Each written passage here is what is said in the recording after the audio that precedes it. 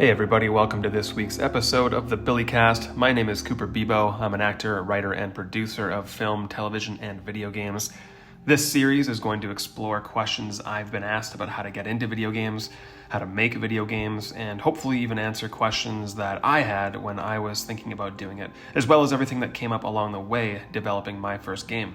I noticed there wasn't a ton of available podcasts specifically for what I was trying to do, whereas in the film and television world, there's a billion podcasts for every individual craft. So I hope this helps someone out there who might be stuck like me or had questions like me or just needs a little help getting started. And with that, let's get to this week's question. How do you come up with an original idea for your game? Now, I do have 2 or 3 points that I want to eventually get to in this week's episode. I did loosely touch upon one of them in last week's episode, which basically was to work toward your strengths. So that would be the first of the 3 points I want to make. And to refresh that in case you're just jumping in on this episode, what I mean by that is if you are someone who is working toward becoming a composer or a sound designer, and you can't quite find the resources or the people that you might need to make a complete game, or maybe an idea that you might be thinking of in your head, I would suggest trying to come up with an idea. And again, this is mostly to people that may have to take on a lot of responsibility. So if you're a sound designer, but you also might end up having to be the lead of the project, I suggest making something in which the main game mechanic is built around sound, so that you can do a lot of the work on your own and not have to rely on a lot of people. Now, that may be difficult and it might pigeonhole you or put you in a corner, but it is a good way to guarantee that a lot of the work can get done if you can rely on yourself. Because if you can rely on yourself, then you know the work is going to get done. But if you're a sound designer and you need to rely on a programmer that you don't have to create expert precision-controlled platformer for you, that might take a long time, and that person may not be motivated. They may drop out, especially if you're working super indie. Neither of you are getting paid. There's just so many things you're setting yourself up to do if you are passing responsibility off on other people. So if you're able to come up with an idea that caters to your strengths, that just increases the odds of your game getting done. If you're an artist, do something that's very visual, that requires very little from a programming standpoint. Even if you're just a voice actor, consider doing an interactive podcast. There are people like Mike Bithell, I think that's how you say his name. He does a lot of experimental games, and he even has a lot of resources behind him, and he still does little interactive stories, and a lot of his games are quite experimental.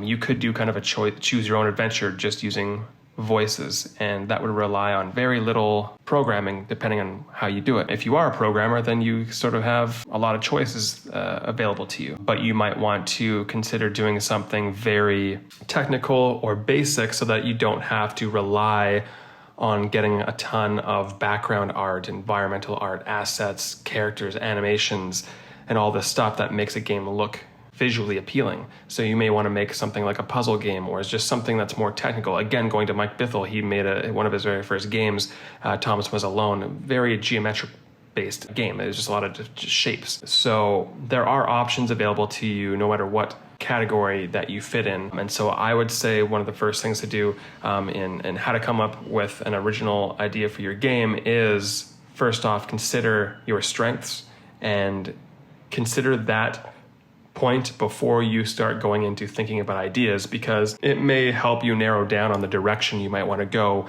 when you're trying to come up with your original idea. Now, before I get to the other 2 points, I want to share my story on how I came upon what eventually led to becoming Billy Saves the World. I've shared little bits of this story before and on other podcasts and other talks that I've given, but I thought I would go over it here a little bit more in depth because I think there's a lot of helpful tidbits throughout that might help you narrow down what you end up doing. So really, the genesis of me wanting to make video games, first of all, it came out of being a little stuck in my film career. I had been trying to write something that was taking a bit longer than I wanted. due to reasons that were beyond my control. And so I just wanted to keep being productive. I wanted to keep doing something. And so I thought if I started to do my own project where I didn't really have to rely on other people, I would be able to just write whenever I wanted to. And so that's when I started writing, or started thinking about making a video game, because it was outside of the film sphere and I could just kind of do things on my own. And I had realized that I had made enough contacts, like I mentioned last week, that I thought I would be able to get something going. And the reason I wanted to make a video game, a couple of reasons. One, it was something I'd always wanted to do since I was like a kid. Since I was born, I had always wanted to make a video game. I just didn't really know at the time how to go about doing it until I decided I'm going to do it. And the other one was I had found, and it was very similar to why I started making movies, the number one thing that made me want to start making my own movies was that I started to get bored of watching movies. I just wasn't finding myself connecting to that many movies, and maybe it was because I had seen so many movies that it had become difficult to impress me. But I just found myself sitting in theaters not very entertained, and I found a lot of the content to be very same old, over and over again. And that started to happen with me with the video game industry, where I had consumed so many games that by the time I would start playing a new game, within a couple minutes, I would understand the entire game. I would get it. It would kind of click, and I would say, okay, I know what this game is going to be about. And I would be very bored very quickly. And it became very difficult to impress me, or very difficult to entertain me. The indie movement that happened around 2008 brought me back in. But it showed me that you can do very interesting and different things, and simple and small things. And that's kind of what got me thinking. It was around the time that Braid came out when I thought, wow, this is at its core, a simple, it's superficially, it's a platform game. There are some complex time mechanics in there, and there's some very complicated puzzles in there as well. But overall, it is a simple looking, simple playing platformer. And it also does things in a unique way. The gameplay is quite unique. It was refreshing for me. And it told a very different kind of story that I had not seen told in a video game before up until that point. It was a very complex, ambiguous, it almost felt like more of an art house film type of thing than what you typically get from video games. And so these little seeds started to get planted in my head right around the time when I was getting really bored of video games. So it was almost out of a dissatisfaction of playing video games myself that got me to make my own, because I thought, hey, if I can make my own game that I want to play, then there will be a game out there that I want to play. It'll be my game. And that is actually one of my other points. So my second point is make something you actually want to play. You should be excited by your own game. You shouldn't, in my opinion, you shouldn't go into things thinking, okay, what's an idea that a lot of people are going to love and I'm going to make a lot of money? You can do that. That is an option. And you might make a lot of money doing that. You might fail. Who knows? It's very difficult to predict. But I personally find it very difficult to wake up in the morning and work on something that is more of a business numbers game, where I'm just doing something to make money. The artist in me, and that's a big conversation maybe in another episode, the artist versus the business person. There are two minds to anything creative, and both of them are important, but you have to come to face reality at some point and decide which one you're going to be, or if you're going to be a mixture of both. I personally am someone who leans far more to the artistic side. Of course, it would be great if people purchased my game and I did make money, enough money to keep making games, because that's the point. You do need to make money in order to have a life and to be able to make more games. But for me, I've chosen a different path, and I will get into that in another episode. But my overall advice, even if you are coming at it with a marketing and business perspective, I think you should still try to create something that you actually find fun to play. It should be something that you find enjoyable. It'll be a lot easier on those stressful days, or on those days where you might feel like giving up. It's a whole lot easier to keep going when you boot the game up and you realize it's awesome and you love playing it. So I would say make something that you want to play yourself. Make something that you don't see out there available. When you're playing other games and you're thinking, man, if I was the one doing this, I would have done this differently, or I would have done this, or I would have done some things completely differently. That is your game. When you're playing other games and you're critiquing it in your head, those are the building blocks to what your game should be. It's your ideas. It's the way that you would improve upon things or change things. So keep a check of your mental notes when you're playing other games, because you might find within those critiques lies your idea for your original game. So I touched upon this a little bit in last episode. I will recap a little bit, and I probably will go more in depth on a later episode, but at some point I eventually had a programmer on board and a composer on board and myself as the writer and the director of the project. And at this point, I had thought I should probably try to do something quite simple and small, and it was based off of a little animation that I had played in my first movie. So the premise was very small at first, and it wasn't until the programmer revealed that he could do a lot more than that I started to come up with more ideas that got bigger. And now that moment is maybe, depending on how you look at it, the downfall or the game-changing, no pun intended, the game-changing moment for me. Once my programmer had suggested we do open world, and I ran with that because from a storytelling standpoint, that was very exciting to me, that I would be able to create a world for a player with multiple strands of storytelling and more dialogue, and I could make it more narrative focused. From a writer's perspective, that was really appealing to me, and so that's when I went for that, and we dove right into that. So right off the bat, our initial genre combination was platformer meets narrative-driven adventure game, open world type of thing. And the reason I had come to that conclusion was the earliest games I can recall playing were platformers and adventure games. And so I thought, surely decades later, those have to be under more of the easier category of games to make.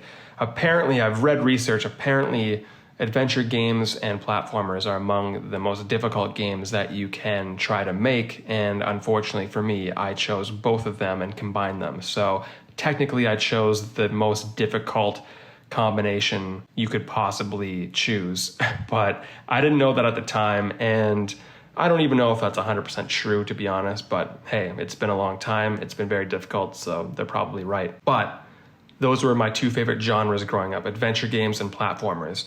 And I remember playing a lot of games where they had stuck to one or the other. I would play an adventure game and I would just feel, even though I'm a big fan of the genre, I think times have changed a little bit. And for me personally as a player, I've just grown, my tastes have changed. I'm not as patient anymore. And I've found adventure games to be a little frustrating to play because I really wanted to reach into the world and have more control over my player. I really wanted to move these characters around.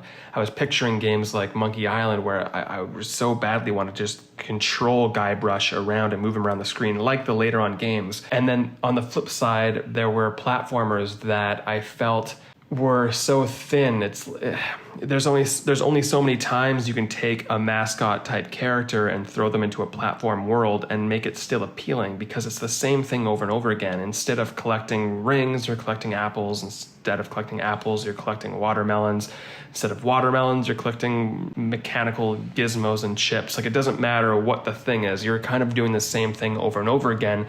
It's just dressed up differently. And I found myself getting very bored of platformers as well, because there was not enough reason motivating me to do anything. And I found myself wanting more of a beat for beat story, narrative driven reason for why I am in these desert world or the volcano world or whatever I am in.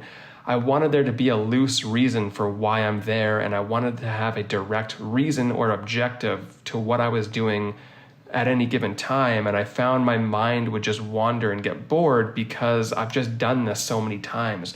There's only, like I said, there's only so many times you can throw me into a volcano world, tell me to collect a bunch of fruit or something and get to the end. If it's your first time doing it, that's very exciting. But when you're me and I've done it a billion times, I need more. And so that's when I started finding the cracks in these two genres where I thought, well, hey, wait a second. What if you had the movement and control of a platformer, but you had the story and the character-driven dialogue and lore and world building of an adventure game where you could actually move around a world like Monkey Island? Imagine being Guybrush Threepwood. You could move around the world, and instead of simply clicking the mouse to go from one spot to another, you were controlling Guybrush, but along the way there were challenges. It wasn't just walking. There was a game, and I don't ever want to insult any games, but I will bring up one as an example. There was a game called The Cave that I was really excited about because Ron Gilbert was working on it. He was one of the original minds behind Monkey Island, and it looked like a platformer combined with an adventure game. The only problem was that the platforming element was very thin, and it almost seemed like the adventure game aspect suffered and the platform aspect suffered. The puzzles weren't really puzzles. It was more so travel from this opposite end of the map to the other opposite end of the map to get an item and then come all the way back to the opposite side that you started from to use that item. There wasn't too many logical puzzles or things to actually solve. It was more of a test of your patience. And then along the way, the platforming wasn't fully there either. And so there was no real challenge. It eventually just started to feel like you were moving from point A to point B with no puzzle to solve or platforming challenge to overcome. But that was the closest to it that I had seen. And so I just thought, man, imagine, again, going back to Monkey Island, if you were Guybrush and you were in a town and you were still just talking to people and getting information, choosing what you got to say to people, and eventually figuring out what you're supposed to do and realizing, oh, I got to travel to this other island to use this information I just got to whisper a curse into this thing that's on this small island I discovered. So then you run and go and hop into your ship and you get to control, and you're sailing into your ship. You go to the island, and along the way on the island there are pirates. You have to take your sword out. You have to physically fight the pirates. You kill them or whatever you have to do, and then you can solve the puzzle. I thought that would be really exciting to have both genres that I love at their fullest combined into one game, and that was sort of what I was going for my game. Now, some of the decisions are made for me as well. So when we're looking at the artists who were available to me at the time, I didn't have any 3D artists. I thought 3D would be a little bit too difficult as well. And so when the artists that I had were able to do 2D drawings, I thought, okay, well, it looks like we're doing a 2D game. So we're not going to be doing any kind of 3D open world. This is going to be a 2D side-scrolling Metroidvania type thing where you can go left, right, up, and down. And so I started to think, okay, what games are 2D right now that I really like? At the time, I really liked the new Rayman games, the Rayman Origins, Rayman Legends. Those games had a beautiful art style. And I also had a huge affinity for the Rayman series. I think the 90s release of Rayman is actually a huge inspiration on the type of platforming that's in my game, Billy Saves the World. And so I like the idea of running with Rayman for the art style direction, something in the vein of that. Also combining it with cartoons like Futurama that I was highly inspired by. It's no secret that my main character Billy is inspired by Fry. He looks almost exactly like him except with brown hair. And so I started using the strengths of the people around me. If they were good at doing one thing over another, I would go into that. I would lean into their strength. And so you can do that as a director. You can spot people's strengths and use that as a tool to help eliminate and narrow down the options that are available to you. So instead of trying to decide between 15 different things, you can focus on just one of them because you know that your team is good at doing one thing over another. And so I did that with a lot of different elements of the game until I boiled down to what Billy Saves the World is now today. Now, to go back and reiterate what I had said, just to show you how I'm taking my own advice, again, the original reason I got into starting to make my games was because I was not entertained with what I was playing at the moment. I found myself wanting to contribute more than consume. And so I thought, why don't I make my own game? And I found through my own critiques of saying, I'm not patient enough for point and clicks anymore, and I kind of need more story in my platformers. These critiques eventually led me to saying, okay, I want to make an adventure game platformer that combines what I like best about both of those things. So again, make something that you want to play, use and listen to your critiques of other games to help you realize what your original idea might be. The third and final point I wanted to make about how to come up with your original idea for a game is you don't necessarily need an original idea. You may just need a fresh take on an old idea or create a very good version of an old idea. And what I mean by that is if you love a certain genre or a certain type of game and you're really dialed in on that particular thing, and you think you can make a really, really good version of one or a really good game in that genre, go for it and do your best and just be known as someone who nailed that game. And you will, if you have nailed it, you will rise to the top. It may be a bit more of an uphill climb because you may have a lot of stiff competition, but if you do think you could do one and nail it, go for it. And then of course the flip side is, you don't need to have an original idea. You can always just take one that already exists and put a little tweak on it. So something like, I don't know, Super Meat Boy. It is just a platformer, but there's enough differences in there that it made it stand out. There is the instant respawning. There was the incredible difficulty. It's the very short levels, the speed runs. There's enough tweaks in there that made the game stand out. As well as extremely tight controls. So they kind of did a combination of my last point, which is they did a very good version of an existing thing, and they also took an existing idea and put enough tweaks on it to make it stand out. So that is another route you can go. If you're struggling with coming up with your own 100% original idea, then look to things that you love playing and try to emulate one and do it really well, or emulate one and add a bit of a twist to it.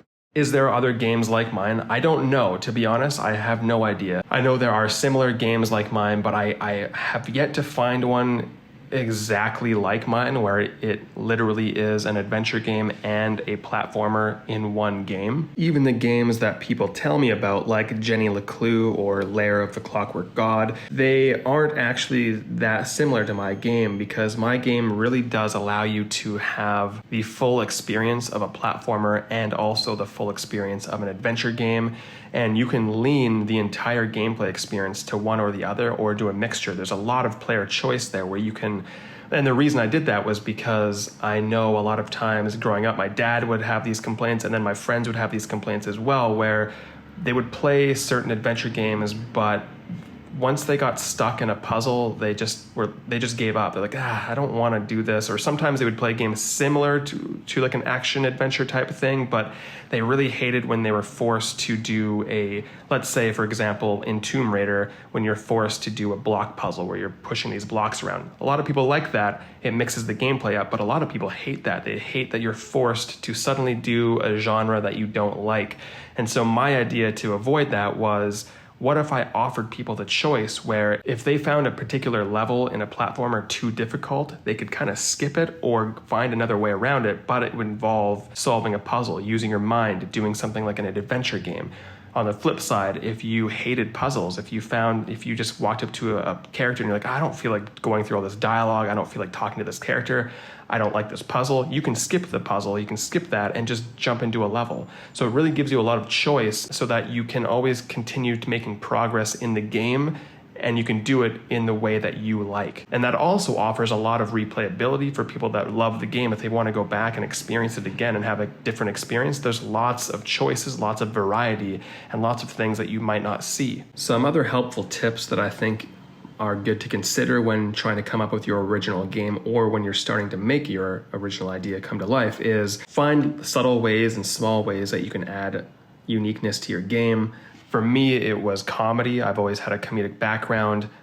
These days, there are a lot more comedy video games out, but there's still few. Like overall, not many games are comedic, and that's because they do require quality writing, and there aren't that many real writers in video games that specifically work in writing. It's becoming more and more prevalent in the AAA space, where games are becoming a little bit more like films. But overall, obviously, video games are still dominated by designers and programmers. And so I wanted to utilize and lean into my strength as a writer, and especially as a comedic writer. And so I focused on making my game silly, fun, and accessible. Another thing I recommend doing, and I'm not sure if I even listened to my own advice on this one, but think simple, think small. Don't try to tell a huge Lord of the Rings type storyline or a Matrix or Harry Potter. We don't need a saga from you. We just need something small, simple, and accessible. So don't get lost in trying to create an entire world. Start simple. And I do think I did that. At the base core of my game, it's just about a guy who's late for his 2-year anniversary and he gets dumped and then things happen. So that's a small idea. That's a small, relatable idea that anyone can kind of wrap their heads around. It doesn't require having to memorize different tribes and different factions and orcs or space marines and different terms and a giant saga and wars that span thousands of years and amulets and names of relics and queens and kings. All that kind of stuff I think turns people off, and I will get into that when I get into more of a writing episode of my podcast, which I'm excited to do. Lastly, another thing that I specifically did on purpose with my game to help it stand out and be a little bit more original was with the art style. A lot of games, I'm usually good at noticing trends in video games, and I noticed that there was going to be a huge onslaught of pixel art games, throwbacks, that were already starting to happen, and it became more and more, and I was dead right. It was even bigger than I anticipated. Every game started to do it. It's almost its own genre at this point. It wasn't even really a trend. It's still around, and there's still too many of those games. There's still too many Metroidvanias. There's still too many of these pixel art games. And I'm not saying don't do those if that's what you want to do. But for me, I thought I would be better protected in the long run because I knew my game, because it's my first one, it was going to take longer than usual. I thought, you know what, I should probably go with an art style that will be universal. It won't age out. Then try to catch a trend or do something that might be a trend, and then by the time my game comes out, it's no longer popular and people don't like it. And so I made a conscious decision to stay away from that, and you can do that too with things like soundtrack, visual art style, tone, all sorts of things. Try to choose things that aren't going to be chasing a trend of the moment, because your game at best is going to come out years after coming up with the idea. So try to come up with something that will lend itself to longevity, because you need to forecast years ahead when the game is actually going to come out. So something that you might think is cool now won't be in 2 years. So that's something that you can think about when coming up with your own original game idea. Before I finish this week's episode, I do want to touch upon one other thing, which is, so far I've been coming at this from a writer's perspective or from my own perspective. I'm just sharing things that I thought of during my journey through this that I think might be helpful to people. But there is another perspective through this, which is if you are someone who is a programmer and you are able to quickly build game concepts, which is more the traditional way to make games, is come up with a gameplay loop, test it, and see if it's fun. If you're able to do that, that's a great way to figure out if your original game idea is actually good or not, is just come up with an idea, no matter how silly or crazy it might be, prototype it, make it, try it out. And if it's fun, then maybe you're onto something. So if you are someone who is able to prototype something and get a very basic version of it off the ground in a week, I say go for it. Keep doing that over and over again until you find something that you find is really fun to play. Have your friends come over and try it. And if one of them stands out more than the other, go with that one. That's a great way and a huge advantage if you were able to do that over someone like myself, who was not able to prototype games. That's another reason I went with those two genres, is because I already knew how those played. I know them so well. I know that platformers work. If you're able to jump on a platform that moves, you have the game there. If you're able to come up with a puzzle or come up with a funny character, you have something there. So I already knew my genres, and my prototype in a sense were already tested because they've already been introduced into the world over and over again. We know Mario Bros works. We know Monkey Island works. Now all I have to do is put my twist on it. So I chose genres that I already knew were tried and true.